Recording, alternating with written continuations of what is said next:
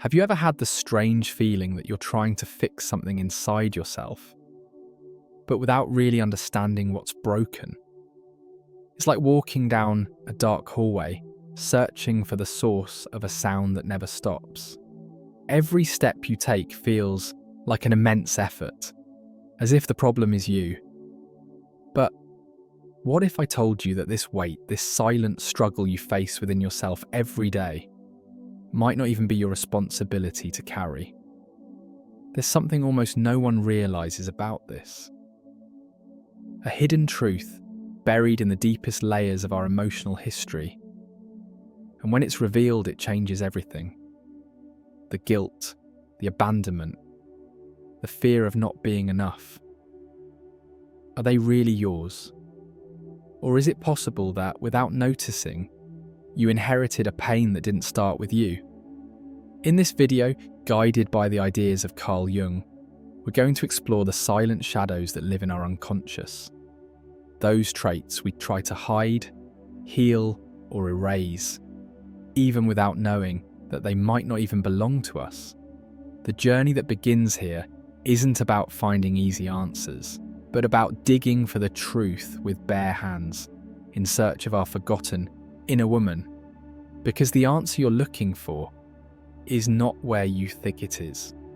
Inherited emotional baggage without responsibility. Until you make the unconscious conscious, it will direct your life and you will call it fate. Carl Jung. How many pains are you carrying that, deep down, aren't even yours? Imagine a river. In it, the waters that now touch your skin have already passed through deserts, over stones, through lands you've never seen. And even without knowing their origin, you feel the weight of the current. That's how inherited emotional baggage works. Silent, invisible, but deeply rooted. Even before you were born, stories were written into your lineage. Traumas, abandonments, guilt. And you, without realizing, were born swimming in those waters. Many times we believe we are fragile because we can't handle certain pains. But what few understand is that part of these pains didn't even originate in our experience. They come from previous generations, passed down as silent emotional inheritances. The inner woman within you carries scars that didn't appear in this lifetime. They were passed on as if they were part of your emotional DNA. It's like growing up in a house where love is never spoken of, but everything is done in its name. The child grows up believing that love is absence, that care is criticism, that presence is control, and then she becomes an adult and repeats, or desperately tries to run away, but the pattern is there, unconscious, rooted, driving your choices, your relationships, your feelings of guilt, and you begin to blame yourself for pains that didn't start with you. Emotional healing begins when we stop seeing ourselves as guilty and start seeing ourselves as carriers of a burden we didn't choose to carry. It's not about blaming others, our parents, grandparents, ancestors, but about recognizing that they too were victims of their own circumstances. The abandonment you feel today might be the echo of an abandonment lived through generations. And still you believe the problem is you, but there's a detail that changes everything. Carl Jung said that the tree you see is only half, the other half lives buried. Most of what we feel is hidden in what we don't understand, but which controls us. Your constant feeling of inadequacy, of guilt, may not be the result of who you are, but of the story you inherited, and that changes everything. Because once you realize this, you begin to free yourself, not from the past itself, but from the illusion that it defines your worth. There is a silent point where many people get stuck, the moment they realize they are trying to heal from something they didn't even directly experience. The inner woman tries to find logic in the pain, and when she doesn't find it, she blames herself, as if she didn't deserve peace, as if loving herself were a mistake. But it's not. The most curious thing is that this inherited emotional burden comes disguised as responsibility. You feel you need to compensate, fix, redeem your family's story, your bloodline, as if it were your duty to save what was broken before you even existed. But that's not your mission. Your mission is to recognize and to release, to give the pain a dignified place, so it no longer needs to scream inside you. Because in the end, what makes you sick isn't what happened, it's the silence around what happened.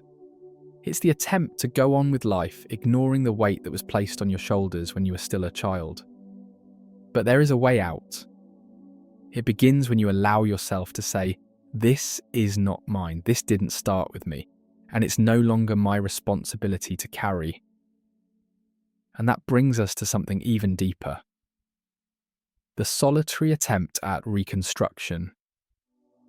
Loneliness is not the absence of people around you, but the absence of yourself. Carl Jung. When you realise you're carrying pains that aren't yours, your first instinct is to try to fix yourself. Alone. There is a moment, almost always silent, when the inner woman decides she needs to rebuild. She looks around, seeks support, but finds only silence, distance, or misunderstanding. And so she concludes, if no one can help me, I'll do it alone.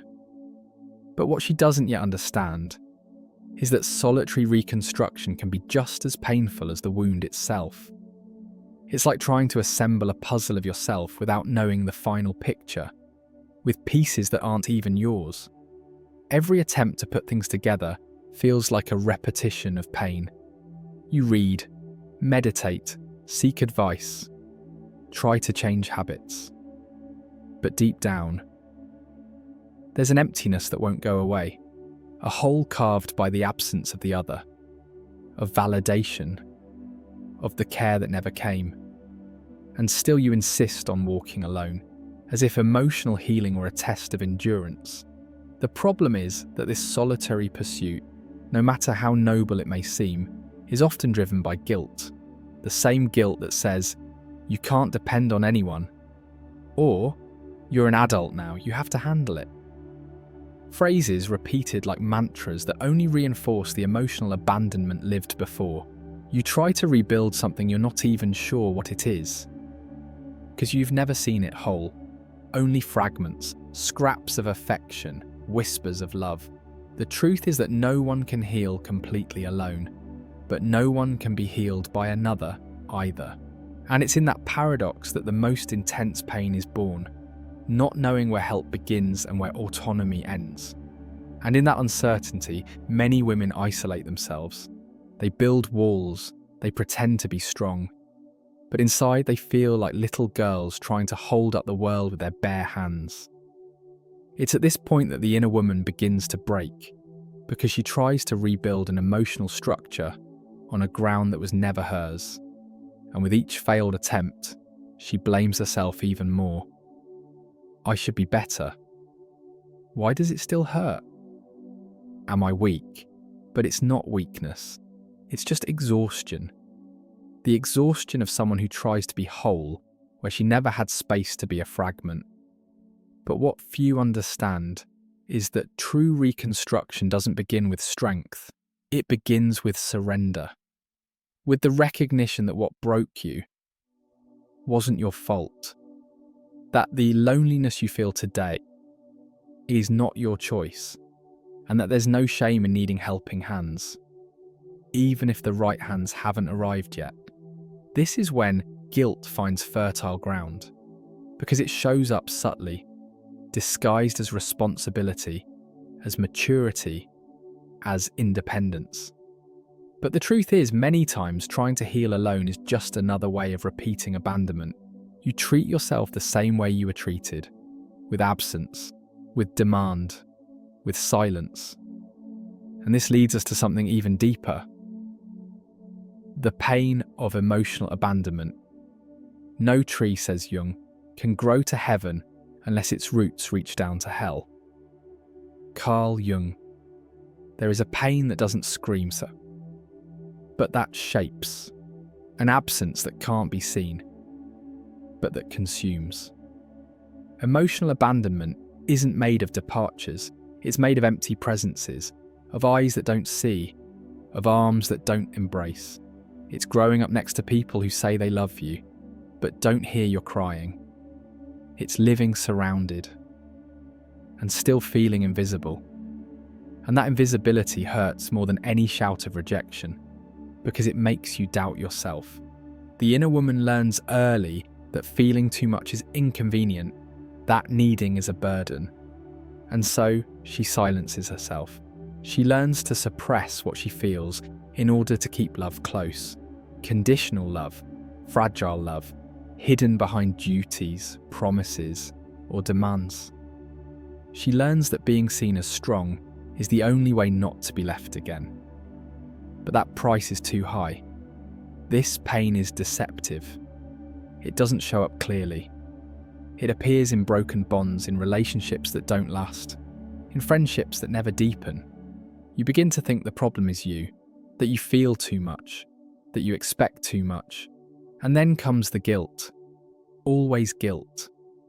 As if something in you had to be fixed in order to deserve care. But emotional abandonment doesn't begin with you. It comes from patterns, from generations who also didn't know how to give affection, who learnt to love with rigidity, with fear, with silence. And so when you seek affection, it feels like you're asking for too much, as if love were a debt, as if being held were a luxury.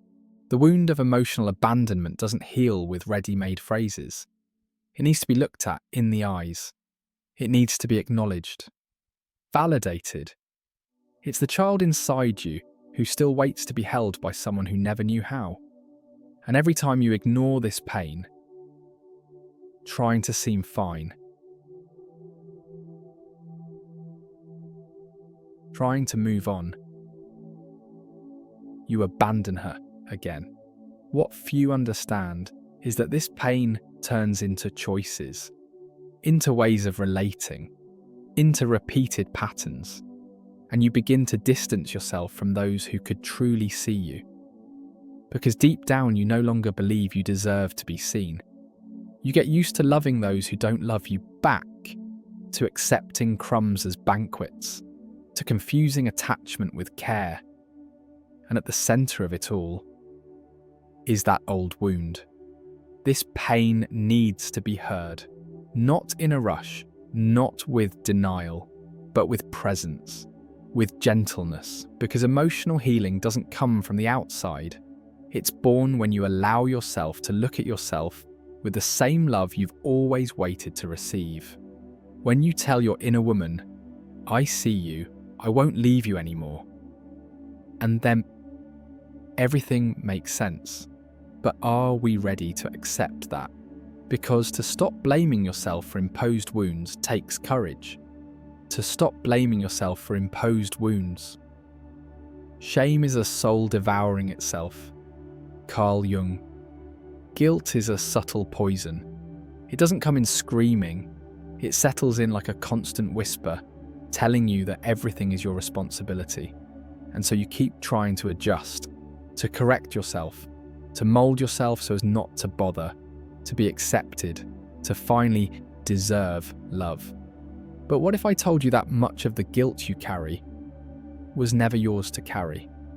From an early age, we were taught to believe our feelings were exaggerated, that our reactions were irrational, that our pain was dramatic. And slowly we started to doubt ourselves. The inner woman begins to watch herself constantly, trying to find where she went wrong, where she was too much, where she wasn't enough. And in doing so, she gets lost, because she starts seeing flaws where there were only wounds. It's cruel, because you start blaming yourself for not having been loved the way you deserved, as if the absence of the other were proof of your insufficiency, as if the emotional abandonment you suffered was a consequence of your intensity, your vulnerability, your way of loving. But that's a lie pain told you in order to survive. The truth is, you learnt to blame yourself because you needed to maintain some kind of order in the chaos. If the fault was yours, then maybe there was something you could do to change it. That was the desperate attempt of the child inside you to gain some control. But now, that strategy is destroying you. To stop blaming yourself for imposed wounds isn't an act of ego. It's a sign of emotional maturity. It's recognizing that there was a failure in care, that there was neglect, that you didn't receive what you needed, and that is not your fault. Emotional healing begins when you have the courage to say, "This didn't start with me, and I don't need to punish myself for it anymore."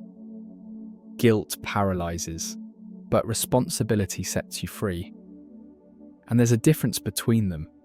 Guilt looks at the past with pain. Responsibility looks at the present with awareness. And it's at this point that the inner woman begins to rise, when she chooses to let go of guilt and embrace herself with the compassion she always sought from others. But this requires something even deeper, because freeing yourself from guilt also means accepting that you are not what they said you were, that you are not broken, that you are not too much, that you are not hard to love. And this revelation is frightening, because it dismantles everything you believed for so long. In the end, you realize it wasn't you who failed. It was the world around you that didn't know how to care. And now, Ima, you no longer have to bow to this ancestral guilt, because there is a path where love doesn't require sacrifice, where affection doesn't have to be earned through pain. And maybe it's time to start loving yourself without the weight. Starting to love yourself without the weight.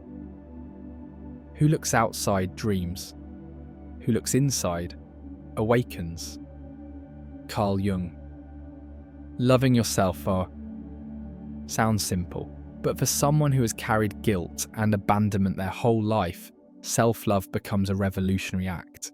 The inner woman, so often silenced, tries to listen to herself, but there is still fear of seeming selfish, of being rejected again, of not knowing how to love herself the right way, because deep down, she still seeks approval, still longs to be validated by external eyes, and so self-love becomes just another demand, another burden, as if just being wasn't enough. Now she must also love herself, and that becomes heavy. But self-love is not a goal, it is a return, a path back to what has always been within you. It's not about looking in the mirror and saying pretty phrases. It's about allowing yourself to exist without having to prove your worth. It's about accepting your story with tenderness, about recognizing that even with all your scars, you are still whole.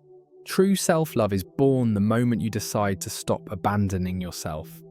When you welcome your imperfections not as flaws, but as sacred parts of your humanity.